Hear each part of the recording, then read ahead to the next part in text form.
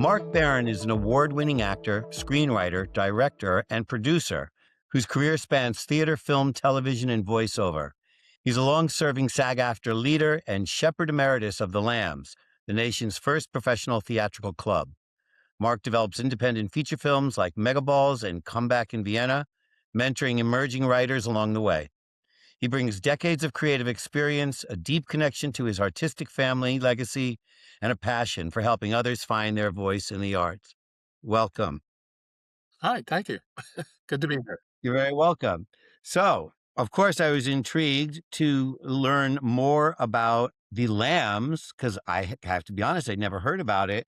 And it's quite a historical story behind it. And not only does it date back to, what was it, 1878 in the United States and longer in England, but the other thing that I found was curious was out of the 36 shepherds, only 2 have served longer than you. You're one of the longest serving shepherds in that rich history. Actually, I think there are 7 more than me Oh, really? because some of them would serve a year and then they'd go out and they come back a year later. So Uh, I'm the 8th longest serving. The 7th, 6th, and 5th all each are 1 year longer than me. okay. The longest serving was Tom Dillon, who did 17 years, and he left the office to become president of the Actors Fund. Oh, wow. He kept his mentoring and his dedication to the arts very clear. Yeah, he jumped out at me for sure, Tom Dillon. So that really goes to a commitment to our industry, the craft, and you have a long-standing history of mentoring. One of the things I found was interesting was that you felt that you were mentored, or you expressed in my notes that you were mentored by 2 incredible artists, Dustin Hoffman and Matthew Broderick. Uh, What's interesting about those guys is they're sort of like the unexpected romantic interests, they sort of outside the envelope, and obviously great comedic actors, different generations, but there's something similar about their theatrical DNA. What was your experience with them? Well, I think mentoring is not quite the right word. They were more about encouragement. I used to do a lot of stand-in work or double work for actors. It became my way of paying my rent. And I did a film that I called my master class, where Sid Lumet was the director, and the cast was Sean Connery, Dustin Hoffman, Matthew Broderick, and I was standing in and doubling occasionally for Matthew Broderick. And by day 3, it was an amazing experience. Dustin, hysterical, funny man on the set. Sean was going through some vocal problems, but he was chatting often. And Matthew Broderick and I became nice acquaintances. I still see and hear from him. And Sid Lumet was writing a book about making movies, and I became the soundboard. So I was getting an education you don't get anywhere else. Mhm. And we were filming over the holidays, and I was off in the corner writing A Night Before Christmas all through the set. No one was stirring, not even Lumet.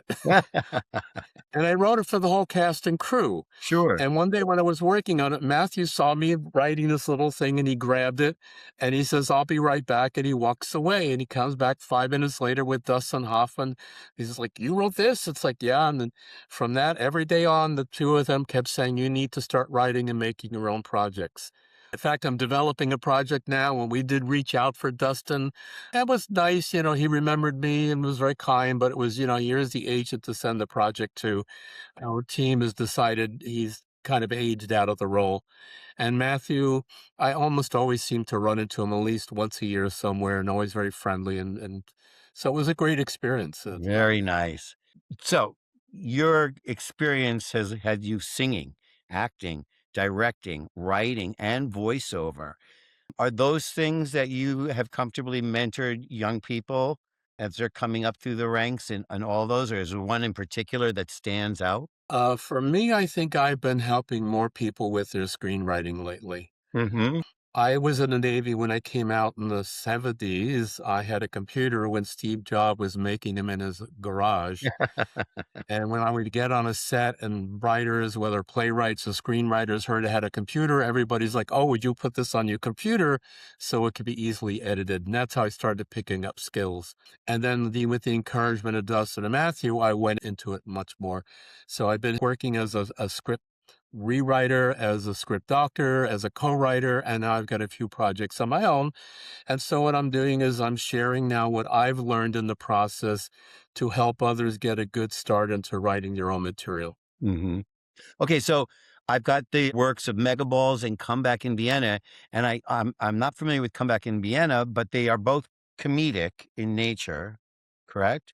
So is that something that's running through your veins? Am I getting? Well, Megaballs is all outright comedy, and Comeback in Vienna is a romantic comedy, but we kind of, the meters are a little towards the comedy side. In fact, the tagline that is we're calling it the unromantic comedy. I'm a person, I love smart comedy. I mean, you look back at some of the comedies of Billy Wilder, Hmm. or obviously Woody Allen in his heyday, or even the silent films, Chaplin and Keaton, or a new director I've recently learned to love is Jacques Tati of France, the visual comedy. So I do tend to lean that way. And especially, I think, whenever life gets tough in the world, comedy is a better way out of it. Right, right. It's got such a universal appeal. I mean, and people love to laugh. So I guess they love to be frightened to death because horror is very popular, and people love to laugh. That's a little bit of the escapism that film or theater, provide for us. And do I understand that you were speaking with Susan Sarandon, or she had some sort of tangential? Yeah, well, during the actor strike, I was a strike captain, and we had a line where we had a lot of what we call high-profile members come down. Among them was F. Murray Abraham and Susan Sarandon. And she came down fairly frequently, and I got to know her and her assistant. And about a year later, after the strike, I reached out and said, I've got this project, and you'd be perfect in the female lead. Do you read a script? I guess I was lucky that I built enough trust that they agreed to read the script. Hmm. And yeah, they really like it. We can officially say she is interested in the project. We're now working in the process to attach her, and also in the process. In fact, we just had a Zoom meeting this morning between Los Angeles, New York, and Vienna, where it'll shoot, and discussing now strategy on going after the male co-star. Right. Well, there's always been for many years a long talk about actresses' careers, sizzling after 40, and certainly romantic roles sizzling after 40. So Susan Sarandon, who still is incredibly beautiful and photogenic, will capture hearts at any age on the film.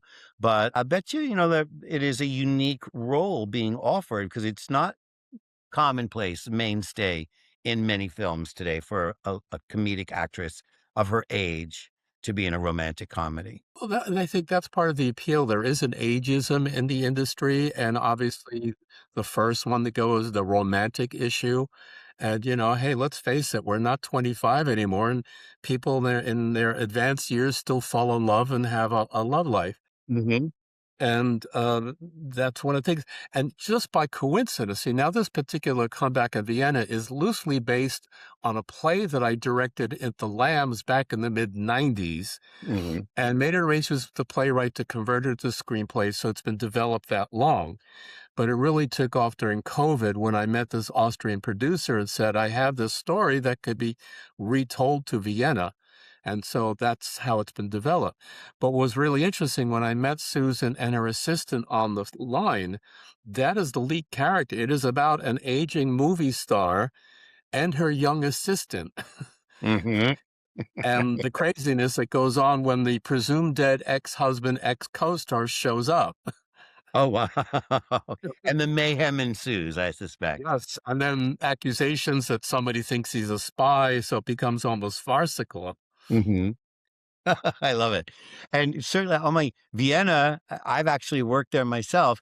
It's a very charismatic town, and the streets and the architecture and even the people. I would imagine it's almost Vienna is a character in the film as well. Exactly. In fact, we say it's not only a love story in Vienna, but it's a love story to Vienna. Nice, nice. And my mother was born and raised here. My mother was a classmate of Hedy Lamarr. Smart cookie. And I have this very rich family history, and we've written that into the lead character.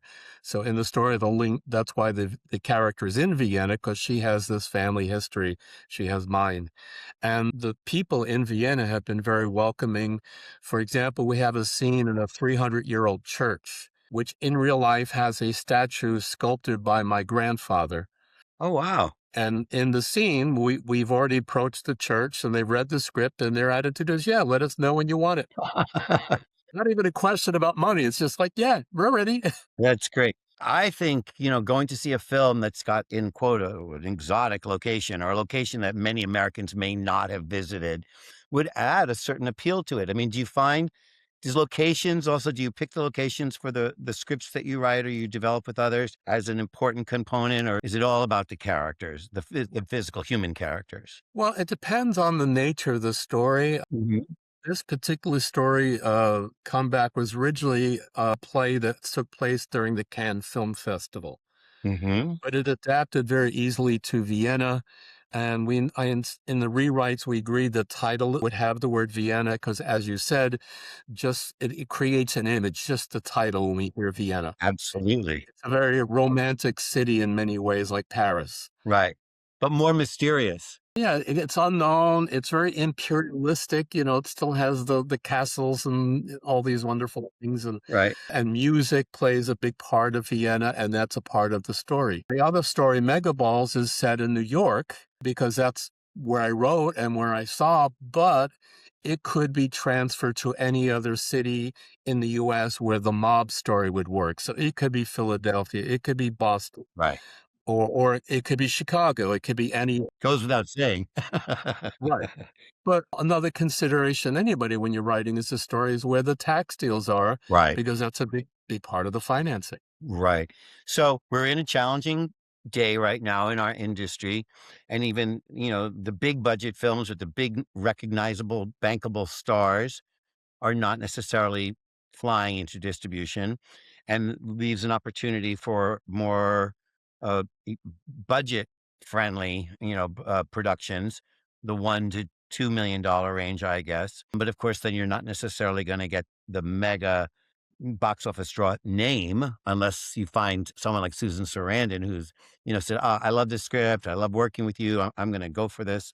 Where do you find when you've been working on projects or developing projects, where do you find the most success in soliciting backers for your work?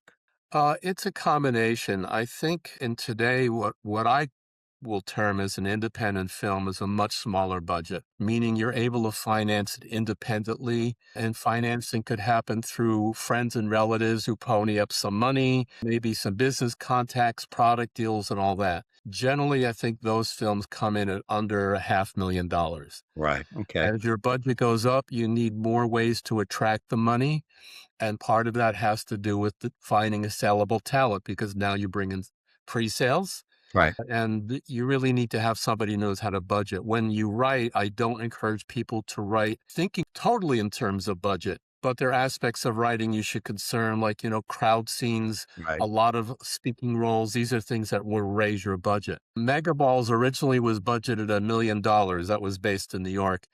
And then we went to, before COVID hit, we went to Sundance and Toronto and pitched. And we got some good meetings out of it, but their distributor told us we need to bring the budget up higher because comedies and dramas really still need some known talent to help sell it.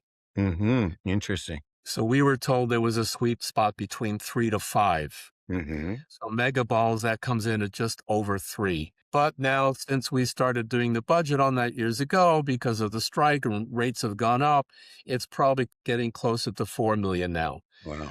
The Comeback in Vienna is a little different because while it would feel like an American film, it's actually going to be legally an Austrian film.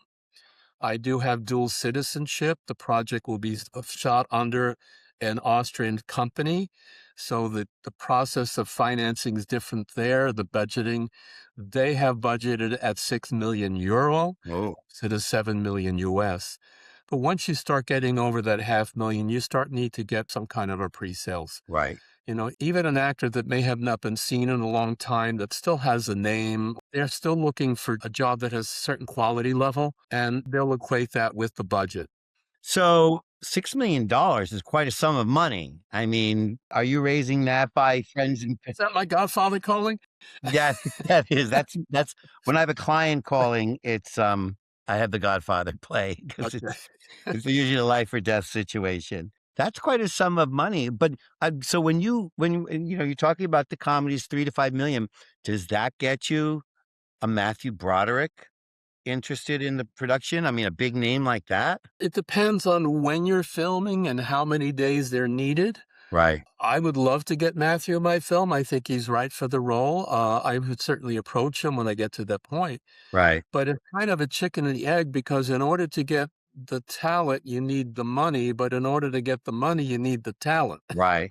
The planets all have to align at the same time, I guess. Right, and you're juggling different sources. Like for example, on Comeback, so we've already had some meetings at the EFM, and some distributors and salespeople have looked at the project, and they said based on Susan Sarandon, they estimate a minimum sale value of X million. Mhm, Now, depending who we get for the male co-star, that will go up. And then you see how much of that they'll give you in advance. right. And now you might have a couple of million to make up, which you start doing with private equity, product deals, So I'll give you an example. My producer did a film during COVID in Salzburg with F. Murray Abraham. It's a retelling of the Magic Flute, and they needed a Mercedes limousine for one shot. And they met the requirements that Mercedes wants. So Mercedes gave them the limousine, and they gave them 20 production vehicles for free. Oh, nice. So that saved money they didn't need to raise the budget. So in Vienna, I have this church for free. I have the Vienna Johann Strauss Orchestra, which is about 80 years old, is giving us for free their entire recording library. So Wow. now I've got some great music to plug in that it's not going to cost me. Which is usually a big expense. Right. So there's always combinations of things. Either you get contributions of money in, or you get service deals or items you don't need to pay for given for free. Right. I can feel this movie, Vienna, the architecture, the orchestra, Susan Sarandon's doe-filled eyes. I mean, I can feel it already. It's captivating me. So it's interesting because you've spoken also, the producers gave me some crib notes, as you imagine, about resilience. And several of the people that come on this podcast talk about that because, dealing with rejection or the frustration of not breaking through. Yet what's so interesting is that everyone I speak with breaks through in terms of like they're confident enough to know I'm going to face this adversarial or, perceived adversarial component in my lifetime, in my career. But yet all the people I talk to are survivors. So it's very interesting. So you have counseled people about how to deal with a slow moving career or rejection. I think when you look at this as an art form, which it is both an art and a business, it's like when you look at any artist, a painter, a sculptor, or whatever, they all go through tough times, but they're dedicated to their art. Right. You have to approach this knowing it's not going to happen quickly and it can take a lifetime to achieve even a modicum success. Right. And what I tell them, the job is to just survive. Right. You can't go in this business hoping I'm going to be a star in 5 years from now. No, I mean, the realistic goal is that in 5 years from now, I want to be making my living doing this, Right. Right. not, pay my rent and pay my bills. I've been lucky that on the SAG-AFTRA board, there's a lot of actors that I've gotten to know over the years that you wouldn't know their names, but if you saw their face, you would recognize them. And they all are making their living in the business. And that's an achievable goal. And if you're prepared for the tough times, it's easy.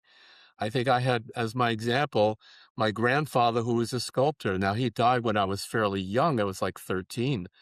But he was, a coming and up known artist in Vienna up until the war broke out, and he came to New York and was a nobody, and literally just got through doing whatever he could do Hmm. to keep producing the art. Well, what's wonderful about it is I have found in my short, like 5 years being in the industry, if you will, is that it's incredibly supportive group of people.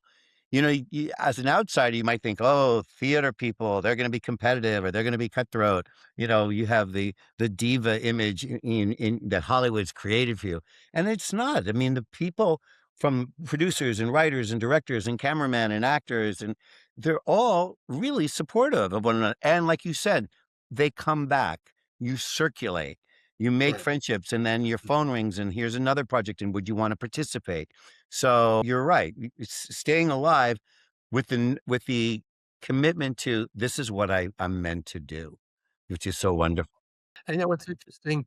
The strike that we had now, I can't believe it's 2 years already, but the one thing that came out of it you never hear people talk about is it created this tremendous sense of community. Hmm. Hmm. You're out there every day working, walking the lines. You're walking with people who, had done 5 days of extra work one year, and next to them, you're working with Oscar-winning performers like Susan and F. Murray Abraham, and the list goes on, and everybody felt we're all in this together for the same thing. Right, right. That's exactly right. All right. So we are, of course, as historically is proven, we always are way over time. So I have a question for you. If you could give a young person one bit of advice when you're starting out, whether it's about how to perfect your craft or who to become friends with or how to deal with each other, one piece of basic advice for them to just chew on and let it kind of be an ember in the back of their brain. Do you have a sage piece of wisdom you could share? I think I would repeat what Dustin told me and what he said in the film Tootsie as an acting teacher, and that is, "Don't wait for the work, make the work." Great. I love it. I love it. So that's we had an actress on a few episodes ago, and she said no one knew what to do with her. No one knew what to do with her. And someone said, I don't know what to do with you. And she went home and she said, okay, I'll write my own role. And she did. And she had a fair amount of success with it. So your advice is right on track with other people who have demonstrated a lot of commitment and success in the industry. We all have one of these wonderful devices which shoot 4K, Right. and you can make a short film already without any real expense. Right. Get together with some other actors that you're like-minded, sit down in an afternoon, write a 5-minute, 10-minute short, go make it. Right. Look, it was wonderful having you on. I love the transcontinental element of your story and your work and your passion. And I wish you best of luck. And I'm going to be keeping my eyes open and my social media open to try and track you.